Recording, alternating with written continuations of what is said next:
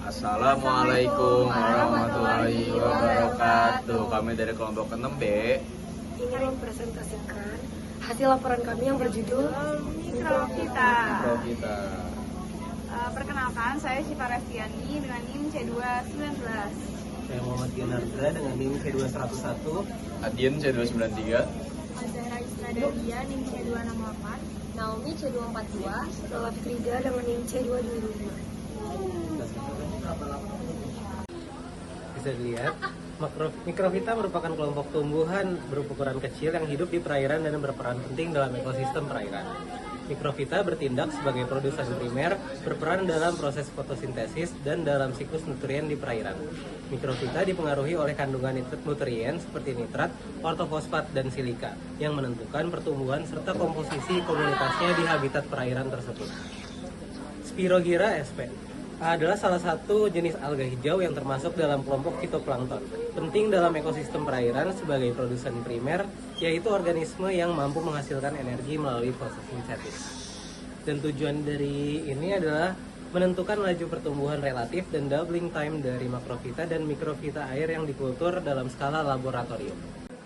Selanjutnya ada alat dan bahan yang digunakan, yaitu ada toples, selang, gelas ukur, spidol permanen, pinset, pipet, cawan petri, label, plankton net, timbangan digital, tisu, aerator, dan bahan yang digunakan yaitu pupuk cair, air, dan tanaman spirogyra. Kebagian prosedur kerja yang pertama adalah dengan memasukkan 2 liter air ke dalam stoples dan melakukan aerasi secara seragam. Kemudian menambahkan spirogyra sp dan kelompok kami mendapatkan sebanyak 6 gram.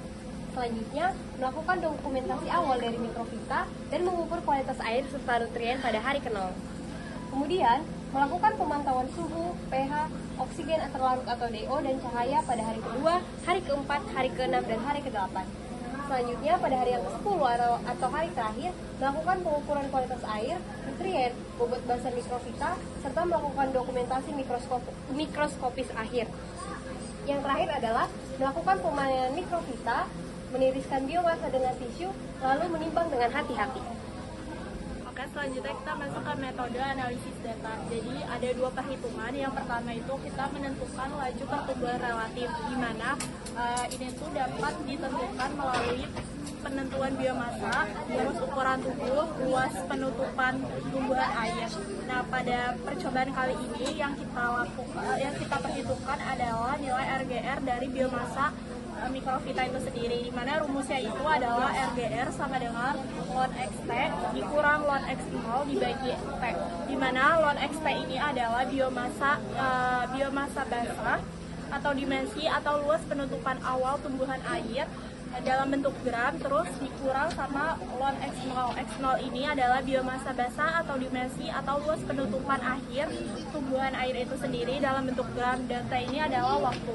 Nah, selanjutnya ada penentuan doubling time atau penggandaan. Jadi waktu penggandaan ini adalah seberapa cepat biomasa mikrofita itu berlipat ganda dalam suatu periode waktu, di mana rumusnya adalah DT sama dengan ln 2 dibagi nilai RGR.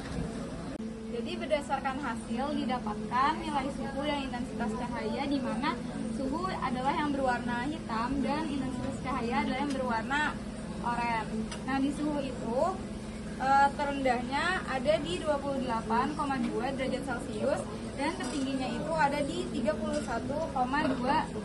derajat Celcius di sini. Lalu pada intensitas cahaya tertingginya itu pada H10 yaitu sebesar 4.800 lux, dan dan intensitas cahaya terendah ada pada H0 yaitu sebesar 895 lux. Selanjutnya nilai DO dan nilai pH, di mana nilai DO itu cukup stabil. Oke teman-teman, kita masuk dalam pembahasan hasil kerja kelompok kami, dimulai dari suhu dan intensitas cahaya. Jadi intensitas cahaya itu lebih tinggi karena fungsinya itu sebagai faktor utama yang memicu kenaikan suhu. Nah, jadi untuk konsentrasi DO itu sendiri juga dipengaruhi oleh berbagai proses seperti aerasi atmosfer, terus juga ada fotosintesis, oksidasi, dan juga respirasi tanaman akuatik. Nah, selanjutnya penurunan pH itu dapat mengakibatkan berkurangnya oksigen terlarut. Nah, nitrat dan fosfat adalah unsur yang cukup penting yang mendukung proses dan perkembangan mikrofita. Nah, kadar fosfat di suatu perairan juga dipengaruhi oleh faktor kualitas air itu sendiri, seperti pH dan juga sirkulasi massa air. Nah, salah satu faktor yang menentukan laju pertumbuhan adalah kandungan P dalam media tumbuh. Nah, apabila kandungan P media tumbuh selain itu rendah, maka pertumbuhannya dapat terhambat. Selain itu, karena kondisi lingkungannya yang tidak menguntungkan. Jadi seperti itu teman-teman. Sekian presentasi dari kelompok kami. Wassalamualaikum Warahmatullahi wabarakatuh. Dadah.